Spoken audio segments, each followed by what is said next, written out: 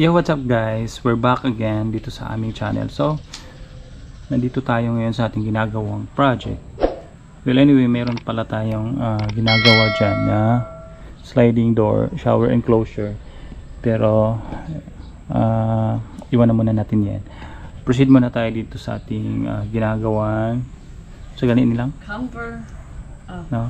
Rooftop tent para sa aming minivan. So, this is the part 2 sa paggawa or sa pag-build nitong aming DIY rooftop tent. So, bali, ito na po yung result. In-adjust ko nga pala yung hands natin guys. Dahil nga po, medyo mataas yung naging result sa una nating ginawa. So, try mo nga i-move sa ng ground lang. The ground. Then, sige, fold mo lang. Oops. Wait lang ha. Sige. Fold mo hanggang dun. Tsura. So, bali yung naging concern natin sa una nating ginawa is yung space dito po sobrang taas. I think parang it's almost 10 inches I guess. So ngayon maliit na siya. Kumbaga hindi na siya ganun kataas. So in which I think hindi na siya awkward tignan once nakalagay na po siya sa taas na bahagi ng ating or sa rooftop ng ating minivan. So now, pakibalik nga lang please.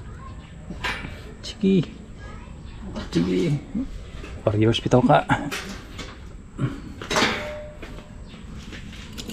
So ngayon, pakita ko sa inyo yung procedure natin kung paano natin dinugtong itong ating mechanism. So this is just my savings sa mga previous project natin since hindi naman po ito nagagamit. Asan na yun? Ay, mahalin mo na. Ito po yun guys, inclusion po ito sa mga overhead closer. So since marami tayo nito, so I just used it para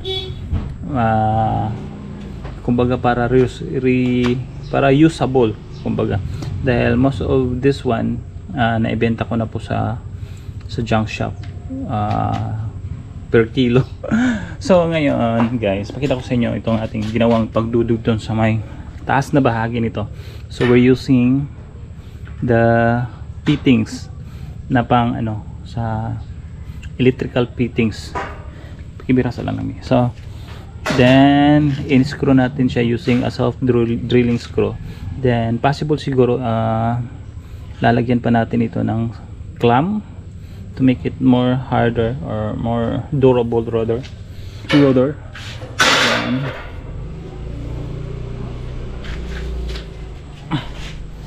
ayan. Oops, hold. Dyan lang yan siya lang. Dyan lang. Hold it. Dito ka sa sentro madam. Para hindi siya magbitay. So, yan na yung possible result. Then, dito na lang sa kabila. Then, since kulang nga po ng isa. So, pakita ko sa inyo yung process natin. Kung paano natin idudugtong ito. And then, ito po yung palatandaan na ito po yung previous na holing natin. So, we will just leave it that way.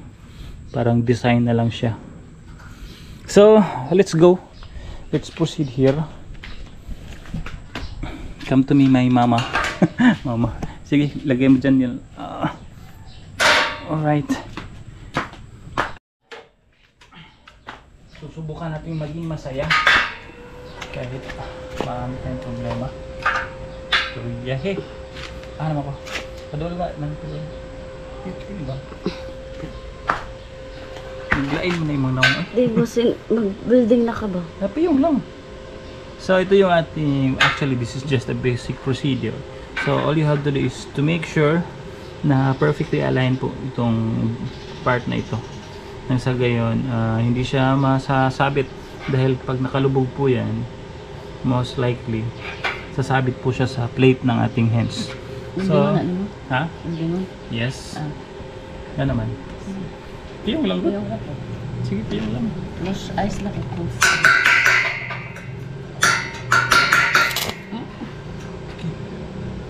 Close eyes, close your eyes. Medyo mainit to.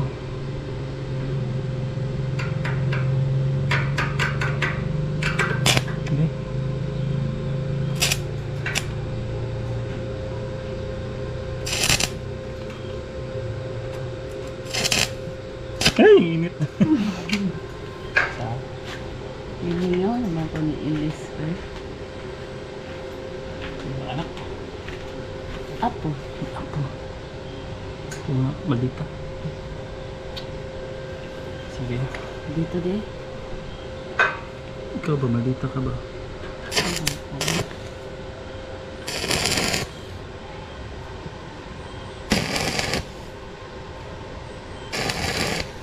Huwag mo lang tutukan lang.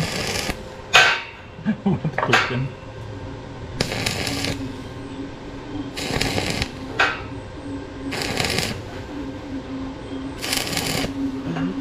Hmm?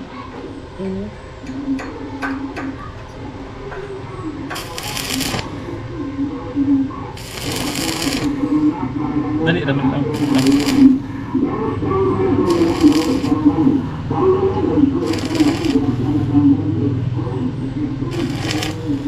Ito daw tamban? Tamban ay pala nga tamban.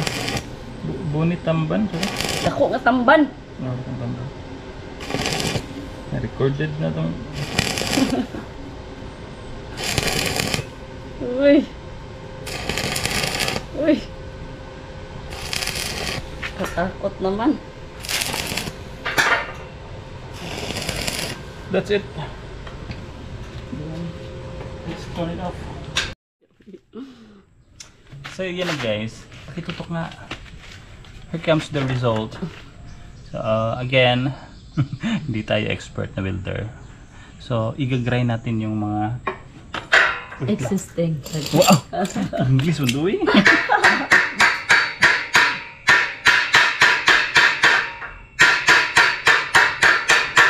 Wala tayong pamukpok. So I think it's clean naman oh.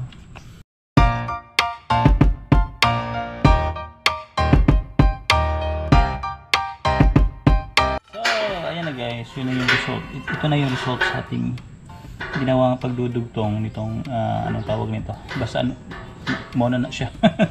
So, ipapasok natin dito yung bolt. And then syempre ita-tight natin yun guys. Nakagaya na siya. Gaya siya kay lost thread na siya eh. Hindi siya lost thread. Daming ano.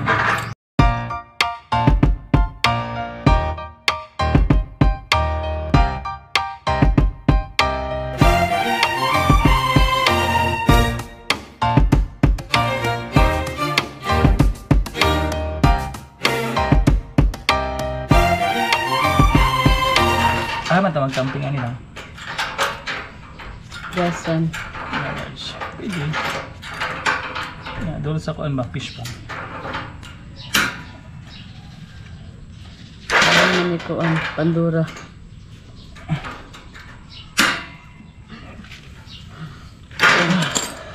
Pag-uban mo ni Pandora. No, I don't like Pandora.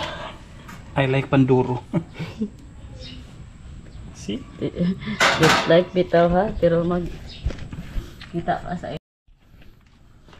So, yan na guys, yung result sa ating ginawang ayan, pagdudugtong. So, nakalagay na po yan sa kanyang hands. And then, yung magiging next natin na gagawin dito is lalagyan natin ng mga corner na fittings or yung elbow for ano yan, for electrical. So ginamit natin dito. I think matibay naman siya. Then after that one, mag-purchase tayo ng plywood marine 1/2 10mm. Then lagyan natin dito. Then yun na yun. Papatahian natin ng tent. Ayun. So yan na muna ngayon guys. Update ko kayo sa mga possible na magaganap dito sa ating DIY na rooftop tent ng ating minivan. So, kung bago lang kayo dito sa aming channel, please do subscribe. And then, pag-share na rin dito ang ating video. Bye-bye for now. God bless and have a good day everyone.